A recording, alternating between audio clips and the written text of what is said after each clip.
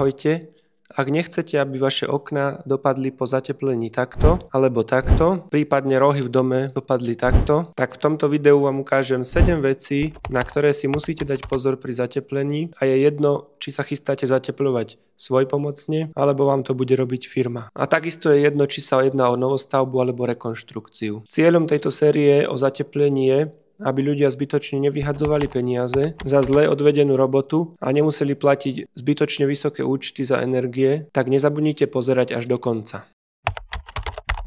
Bod číslo 1 je výber vhodného materiálu. Väčšina ľudí sa rozhoduje medzi polystyrenom alebo vatou.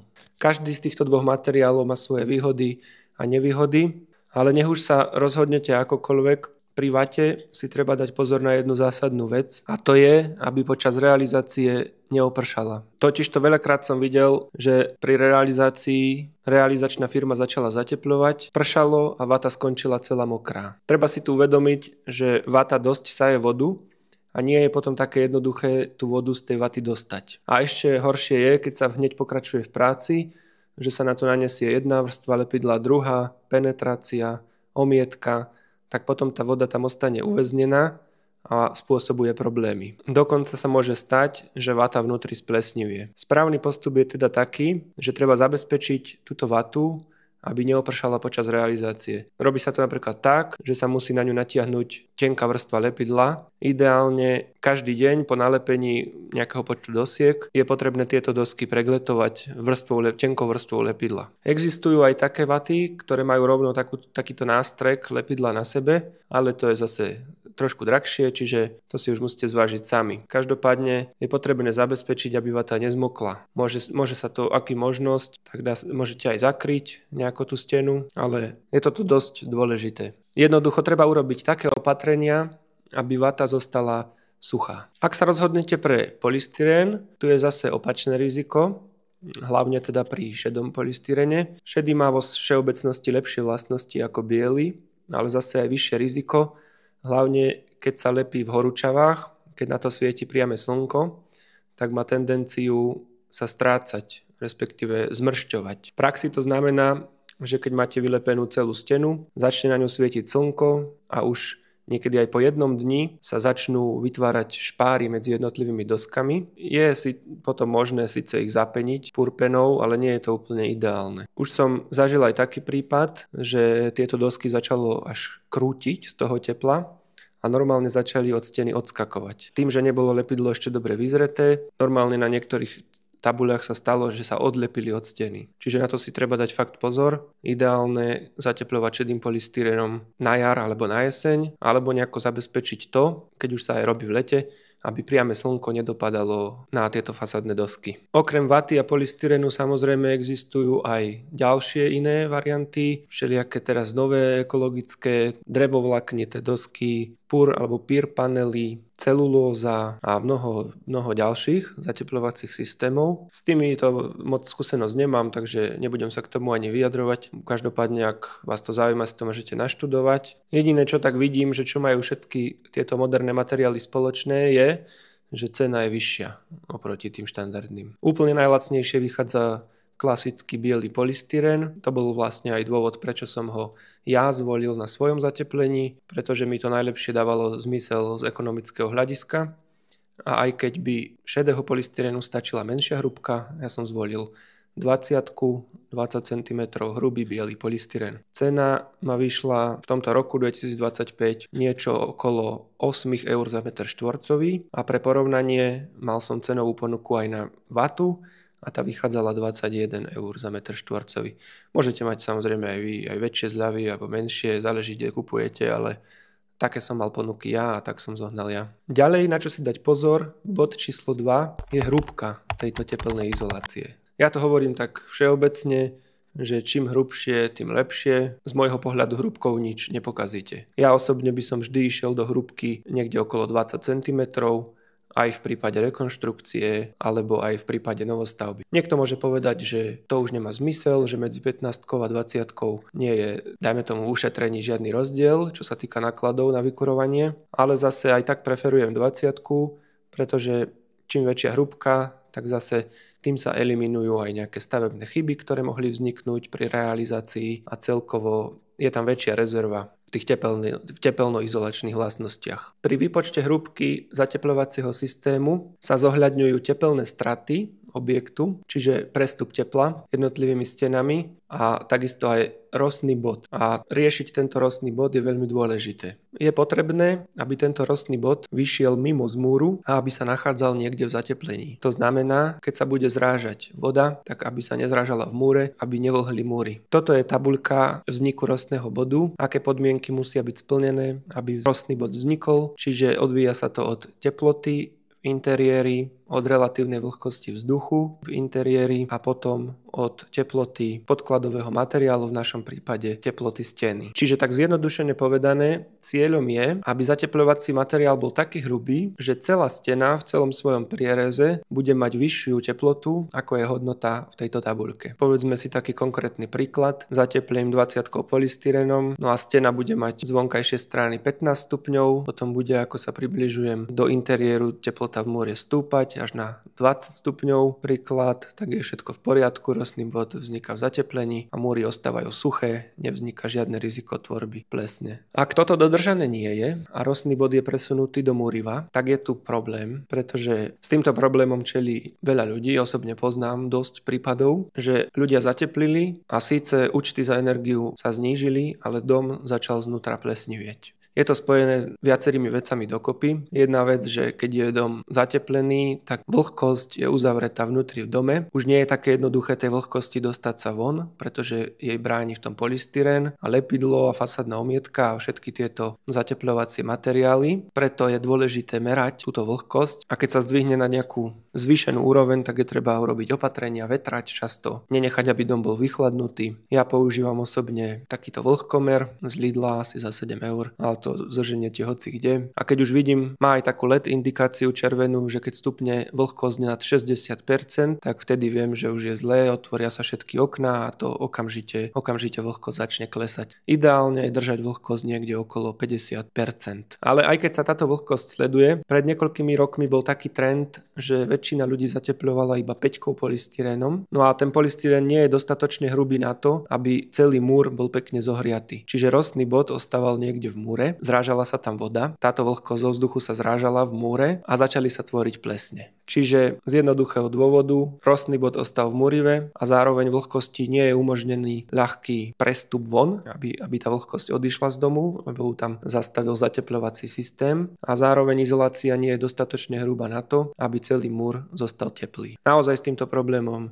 čelí veľa ľudí, poznám osobne prípady také a potom nadávajú, že zatepľovať nemali, že to je blbosť, pretože im začal dom plesnieť a predtým mali pokoj. No ale treba si uvedomiť, že zateplenie nie je zlé, ale treba ho správne nadimenzovať a správne zrealizovať. Čiže existujú prípady, keď zateplenie dokáže spôsobiť viacej škody ako užitku. A je to hlavne v prípade, keď sa použije príliš tenký zatepľovací materiál. Tretia chyba, alebo skôr také upozornenie. Stretol som sa vo viacerých prípadoch aj s tým, že dom sa zateplil, všetko v pohode a na cokeľ, ktorý je v spodnej časti domu, sa ako si zabudlo alebo sa vynechal, alebo možno si mysleli ľudia, že to nie je potrebné urobiť, tak celý dom sa zateplil a cokeľ ostal holý. No a môžete hádať, čo to spôsobuje, že tento múr ostáva v spodných rohoch podchladený, no a tým pádom zase vzniká ideálne prostredie pre zrážanie vlhkosti a pre tvorbu plesne. A určite to mnohí z vás aj poznáte, odsuniete skriňu a v spodných rohoch vás čaká prekvapenie. Takže treba si dávať na toto pozor. Je veľmi dôležité zatepliť aj cokeľ domu. Ideálne, keď toto zateplenie prejde až pod zem, pod úroveň zeme,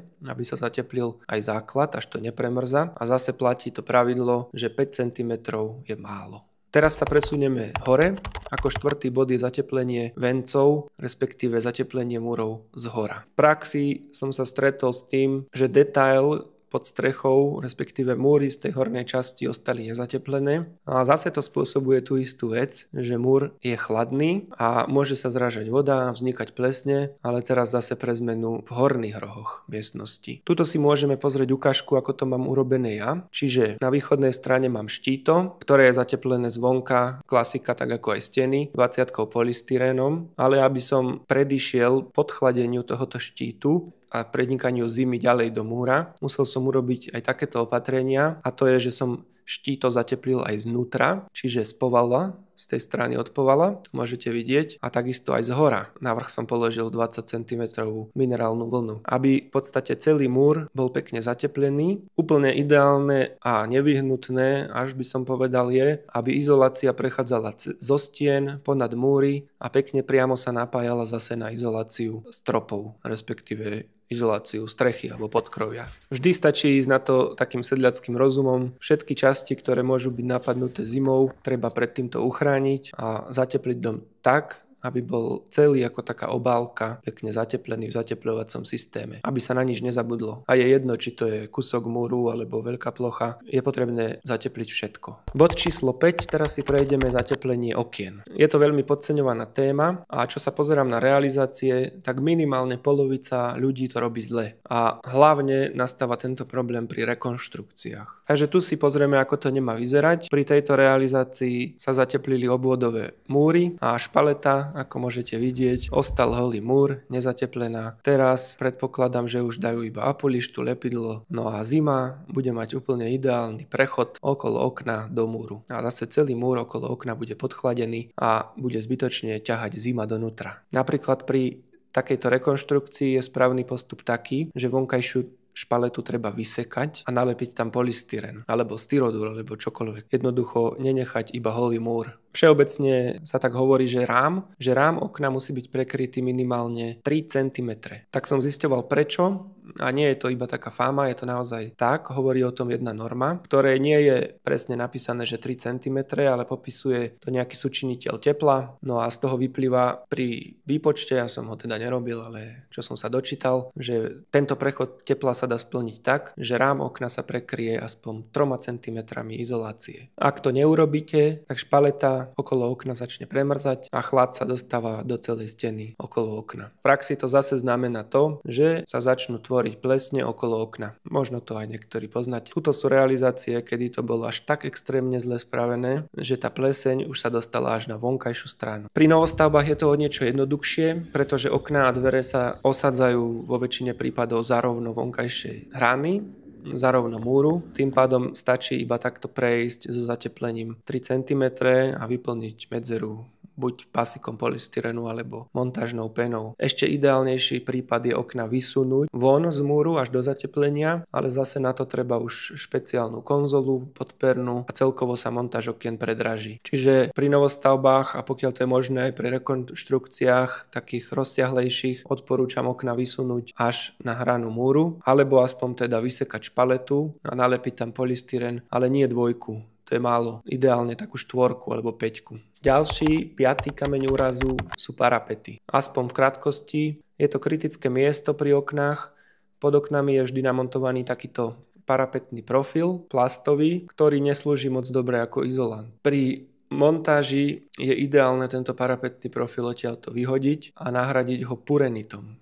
Dajú sa normálne kúpiť originál parapetné profily z purenitu, ktoré majú výborné tepelno-izolačné vlastnosti. Možno ste si niektorí z vás aj všimli, ak tam máte klasický parapetný profil a dáte v zime ruku na parapetu, tak normálne cíti na ruku chlad, ako prúdi studený vzduch z exteriéru do interiéru. Čiže ideálne je nahradiť tento slabý plastový parapetný profil purenitom. Bohužiaľ ani ja to tak nemám. Ja mám klasický plastový parapetný profil, ale teraz už s tým nič neurobím. Tak som tento tepelný most eliminoval aspoň tak, že pri montáži vonkajších parapetov zo spodu rámu okna sú také drážky, do ktorých sa zaklada parapet. No a nastriekal som tam montážnu penu a parapet som osadil na hneď prvú drážku. To znamená, že medzi týmto parapetným profilom a samotnou parapetou mi ostali necelé 2 cm, ktoré mám teraz vyplnené penou. Nie je to úplne ideálny prípad, ale aspoň takto som sa snažil eliminovať tento tepelný most. Čiže použiť purenit je 100% lepšia možnosť. Ideme na ďalší bod, to je bod číslo 7 a to je čas zrenia materiálov, ktoré sa používajú pri zateplení. Nestačí iba keď lepidlo uschne, lepidlo musí aj aj vyzrieť. Je to napísané aj na samotnom obale od lepidla. Výrobca udáva lehotu 5 dní, kedy musí lepidlo zrieť. A v praxi to neznamená, že keď vonku je teplo, svieti slnko v lete, že lepidlo bude vyzreté za jeden deň. Vždycky to trvá nejaký čas, čiže po nanesení prvej vrstvy lepidla so sieťkou by sa malo počkať 5 dní,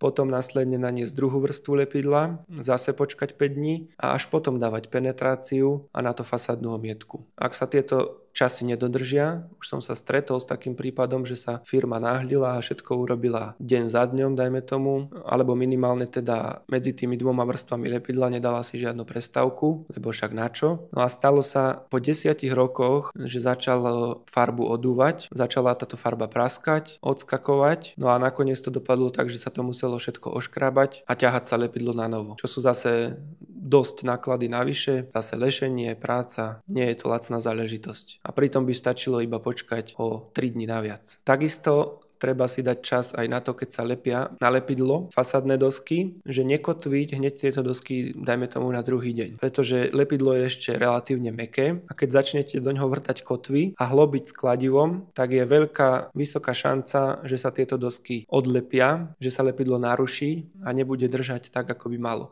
Ono si to ani častokrát človek nevšimne, pretože drží to tá kotva, ale nie je to úplne dobre. Môže to počasoch robiť problémy. Nemusí sa to udiať za rok, môže to byť aj za 10 rokov. Veľa chýb, ktoré sa na stavbe urobia, sa odhalia až po 10 rokoch. Čiže určite odporúčam, ak nechcete mať náklady navyše, tak dajte pozor na tieto doby zrenia jednotlivých materiálov. No a takýchto chýb, ktoré sa pri zateplení konajú, je ešte oveľa viac. Tu som vybral iba niektoré z nich, také všeobecnejšie, na čo je dobre si dať pozor, ak nechcete prísť o peniaze. Ak chcete aj ďalšie takéto chyby, alebo aj podrobnejšie, tak dajte like, že sa vám takéto video páči, prípadne odber. No a môžete napísať aj do komentáru aj pre ostatných ľudí, teda, že s akou chybou sa stretávate vy, aby sme si takto navzájom pomáhali ako komunita a šírili tie dôležité informácie medzi sebou, aby sa aj ostatní mohli dozvedieť a inšpirovať a naučiť niečo nové. To je pre toto video všetko.